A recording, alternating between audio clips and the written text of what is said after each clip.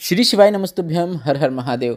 उत्तर प्रदेश के अध्ययन public school sector 4 सी शताब्दी नगर पड़तापुर मेरठ में गुरुजी पंडित प्रदीप मिश्रा जी द्वारा श्री शिव महापुराण कथा शुरू हो गई है। यह 7 दिवसीय शिव महापुराण कथा है जो कि 15 दिसंबर से शुरू हुई है और 21 दिसंबर तक आस्था और यूट्यूब के माध्यम से दोपहर के 1 बजे से 4 बजे तक देखी जा सकती है।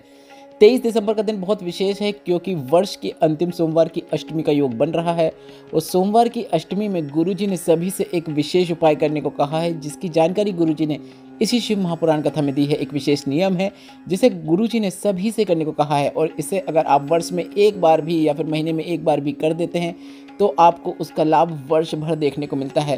तो काफ़ी अच्छा दिन है। 23 दिसंबर सोमवार की अष्टमी का दिन है। इस दिन आपको अपने जीवन में उन्नति के लिए और अपनी मनोकामना पूर्ति के लिए इस सरल और आसान उपाय को अवश्य करना है।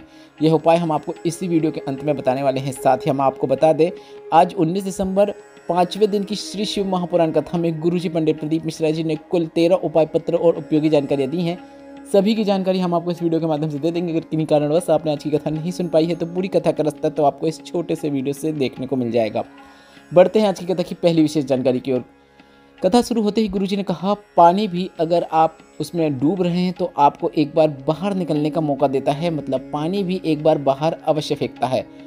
इसी तरह प्रकृति भी आपको एक मौका देती है और संसार में हर इंसान को भगवान, हर इंसान को परमात्मा आगे बढ़ने का एक न एक मौका अवश्य देते हैं। बस आपको उस मौके का फ़ायदा उठाना होता है और अगर आपने उस मौके का उपयोग कर लिया, फ़ायदा उठा लिया, तो शिव महापुराण की कथा कहती है कि कोई गिराने वाला नहीं होता, आप आगे बढ़ते ही चले जाते हैं। बढ़ते हैं आज की कथा की दूसरी विशेष जानकारी की ओर। गुरुजी ने कहा कि आज की गारंटी है कि किसी के घर में सीरियल चले या न चले पर उस घर में शिव महापुराण कथा जरूर चलेगी। ऐसा बदलाव देखने को मिल रहा है। शंकर भगवान की कृपा सभी को प्राप्त हो रही है। बढ़ते हैं आज की कथा की तीसरी विशेष जानकारी की ओर। सुनीता शर्मा जी पत्र लेकर आई जिसमें उन्होंने लिखा, आपकी कथा 2011 से सुन रहे हैं। एक लोटे जल का क्या वर्णन करूं। शादी के 19 वर्ष निकल गए थे, संतान नहीं थी। आपकी कथा ग्रेटर नोएडा में हुई। वहां हमने पंडाल में बैठकर कथा सुनी। बाबा से निवेदन किया कि कथा पंडाल में बैठकर कथा सुनने से आप झोली जरूर भरते हैं, मेरी भी झोली भर दो ना। और बाबा की कृपा से 19 वर्षों के बाद संतान की प्राप्ति हुई है। उसी का आभार व्यक्त करने हम कथा पंडाल में आए हैं।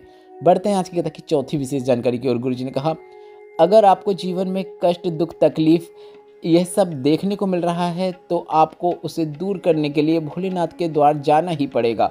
और अगर आप भोलेनाथ के मंदिर में पहुंच जाते हैं, एक लोटा जल शिवलिंग पर अर्पित कर देते हैं तो आपकी सारी समस्याओं का निवारण हो जाएगा, यह निश्चितता है। बढ़ते हैं आज की कथा की पांचवी विशेष जानकारी की ओर। निशु जी पत्र लेकर आए जिसमें उन्होंने लिखा, कई कंपटीशन एग्जाम दिए, 1-2 नंबर से रह जाता था। मेरी माँ शिव मंदिर जाती थी और उन्होंने मुझे मंदिर जाने को कहा। मैंने मंदिर जाना शुरू किया और पशुपतिनाथ व्रत भी किया और 4 गुना अधिक मेहनत की। महादेव का नाम लेकर एग्ज़ाम दिया और एग्ज़ाम के दिन मैंने एक बेलपत्र में बीच वाली पत्ती में शहद लगाते हुए उसे शिवलिंग पर चिपकाते हुए एग्ज़ाम दिया। बाबा का नाम लेते हुए एग्ज़ाम दिया। बाबा की कृपा से ग्राम पंचायत अधिकारी बन गया हूँ। उसी का आभार व्यक्त करने हम कथा पंडाल में आए हैं। बढ़ते हैं आज की कथा की छठवीं विशेष जानकारी की ओर। गुरुजी ने कहा, जिस दिन कथा ना सुन पाओ तो दिल में बेचैनी हो जाए या फिर पास में कहीं शिवपुराण कथा हो रही है और आपका मन बहुत करे उस शिवपुराण कथा में जाने का, तो आप एक बात समझ लीजिए कि तुम शिव की बेटी हो, तुम शिव के बेटे हो। बढ़ते हैं आज की कथा की 7वीं विशेष जानकारी की ओर। गुरुजी ने कहा, बचपन सुधरा तो जवानी सुधर जाएगी, जवानी सुधरी तो अधेड़ी सुधर जाएगी, अधेड़ी सुधरी तो बुढ़ापा सुधर जाएगा। बढ़ते हैं आज की कथा की 8वीं विशेष जानकारी की ओर। गुरुजी ने कहा, जब बुद्धि गलत ओर जा रही हो, नशे में, व्यसन में, वेश्यावृत्ति में, तो आपको लग रहा है कि आपकी बुद्धि गलत ओर जा रही है, गलत आपसे हो रहा है, तो आपको कुछ समय के लिए भोलेनाथ के मंदिर में जाकर एकांत में, जब मंदिर में कोई ना हो उस समय आपको भोलेनाथ के मंदिर में जाकर बैठ जाना है। आपकी बुद्धि श्रेष्ठ होगी, यह निश्चितता है। बढ़ते हैं आज की कथा की 9वीं विशेष जानकारी की ओर। नेतांशी जी पत्र लेकर आए जिसमें लिखा, हम जब भी सीहोर आए तब बाबा ने कुछ न कुछ हमें प्रदान ही किया है। मेरी शादी के 4 वर्ष हो गए थे। मेरे पति ने बहुत इलाज कराया पर लाभ नहीं हुआ। पशुपतिनाथ व्रत किया, सफ़ेद आके की जड़ का प्रयोग किया, बेलपत्र का आचमन किया, रुद्राक्ष महोत्सव में भी गए। बाबा की कृपा से मैं माँ बन गई हूँ। बाबा की कृपा से किराए के मकान में रहते थे, मकान अब स्वयं का बन गया है और साथ ही साथ मेरे भाई की सरकारी नौकरी भी लग गई है। इतना सब बाबा ने दिया है, उसी का आभार व्यक्त करने हम कथा पंडाल में आए हैं। बढ़ते हैं आज की कथा की 10वीं विशेष जानकारी की ओर। मीनाक्षी जी पत्र लेकर आई जिसमें लिखा, 2 साल से कथा सुन रही हूँ। ददरुआ धाम की कथा मैंने पंडाल में बैठकर सुनी। खुद के मकान की कामना कथा पंडाल में बैठ के की। बाबा ने मेरा मकान बना दिया है। हापुड़ की कथा में जाने का मन था पर पोती की तबीयत खराब हो गई। पोती की तबीयत ऐसी खराब हुई कि उसे फिट आना शुरू हो गया। डॉक्टर ने इलाज शुरू किया। हमने हापुड़ की कथा उस पोती को ले जाकर सुनाई और आज तक फिट आ नहीं है।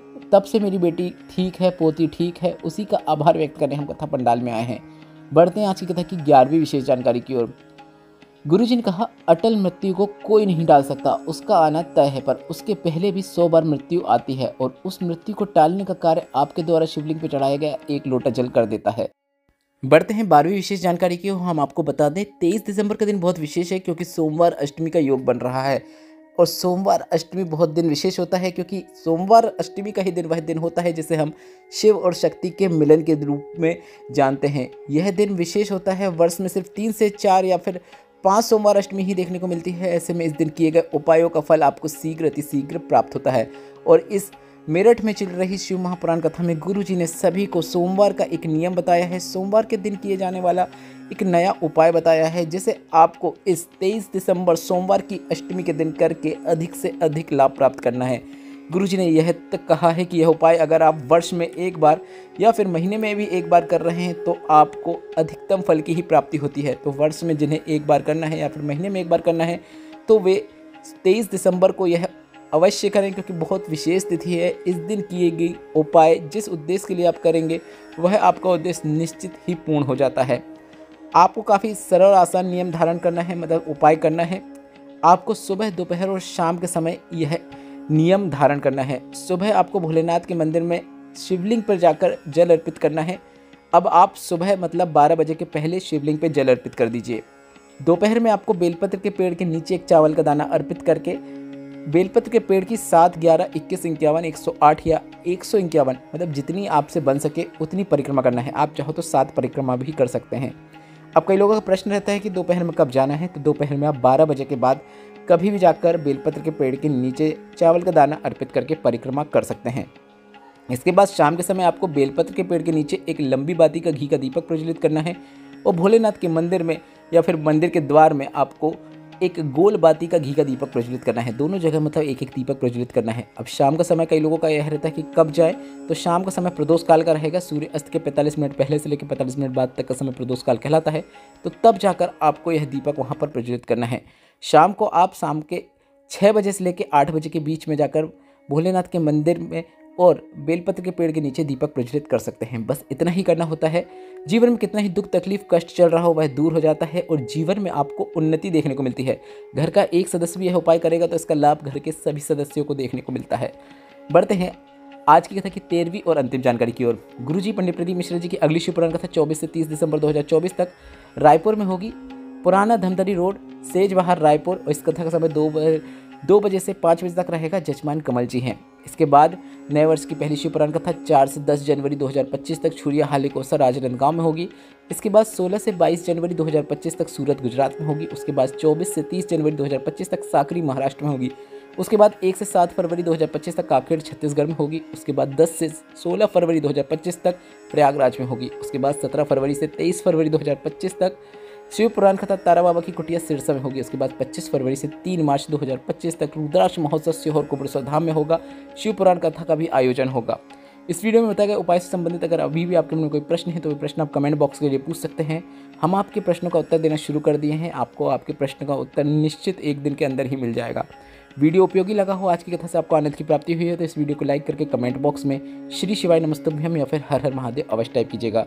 श्री शिवाय नमस्तुभ्यम, हर हर महादेव।